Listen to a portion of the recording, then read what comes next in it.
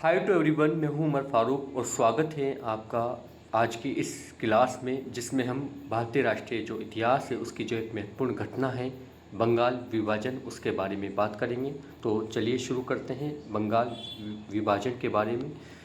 आपको जो पहली बात याद रखनी है बहुत ही स्पष्ट रूप में वो ये है कि 16 अक्टूबर 1905 को बंगाल का विभाजन होता है। और ये विभाजन कौन करता है? लॉर्ड कर्जन, जो उस वक्त का भारत का जो वाइसराय होता है लॉर्ड कर्जन, वो बंगाल का विभाजन करता है।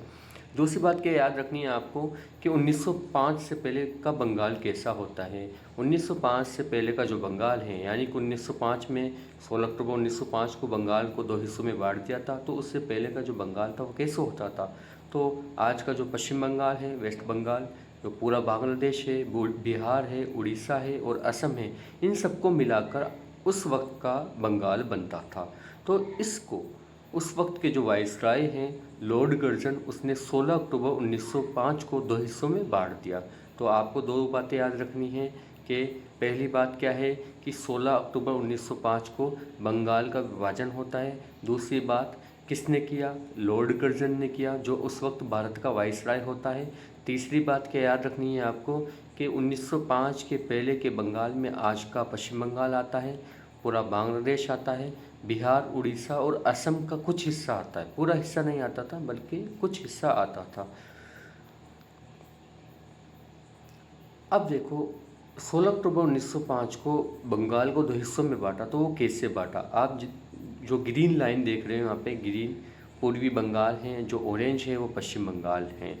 तो जो पूर्वी बंगाल हैं वो असल में मुस्लिम बहुल इलाका है और जो पश्चिम बंगाल है वो हिंदू बहुल इलाका है। यानी कि अंग्रेज़ों ने बंगाल को दो हिस्सों में इस तरह बांटा कि एक हिस्से में मुस्लिम ही मुस्लिम रहेंगे और एक हिस्से में हिंदू रहेंगे। तो पूर्वी बंगाल में जो हिस्सा आता है वो ढाका आता है, जो आज बांग्लादेश की राजधानी है। सिलहट है, चटगांव है और असम है, इनको मिलाकर पूर्वी बंगाल बना है और इसकी जो राजधानी बनाई वो ढाका बनाई। और इसमें जो आबादी थी उस वक्त वो 3.1 करोड़ के आसपास थी। यहाँ पे खरीद लिख आ गया तो ये मिसटाइप हैं। अब पश्चिम बंगाल की बात करते हैं तो ये हिंदू बहुल इलाका है। बंगाल, बिहार और उड़ीसा को इसमें शामिल किया गया था और इसकी जो राजधानी बनाई गई थी वो कलकत्ता बनाई गई थी।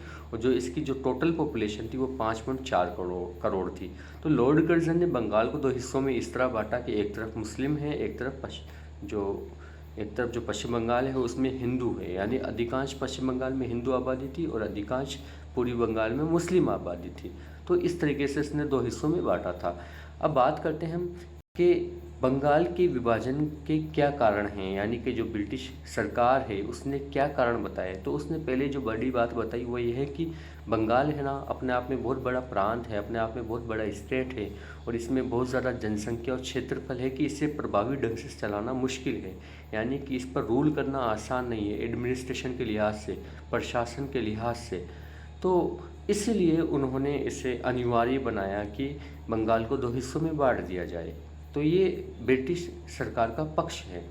जबकि इसका जो असल कारण है वो कुछ और है। यानी कि पहला कारण क्या है कि भारतीय राष्ट्रवाद को तोड़ना।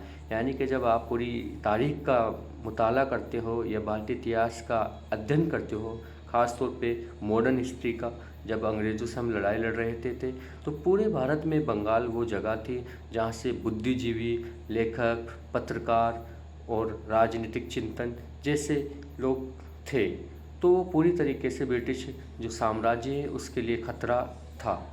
तो उन्होंने इसको ध्यान में रखते हुए बंगाल का विभाजन किया। दूसरी बात क्या है कि हिंदू मुस्लिम एकता में फूट डालना।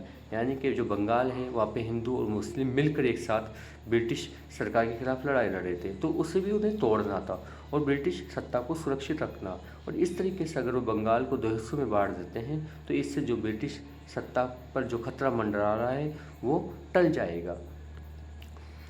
Thank you. उम्मीद है आपको ये छोटा सा लेक्चर जो कि बंगाल विभाजन पर आधारित है समझ में आया होगा। Thanks a lot for watching.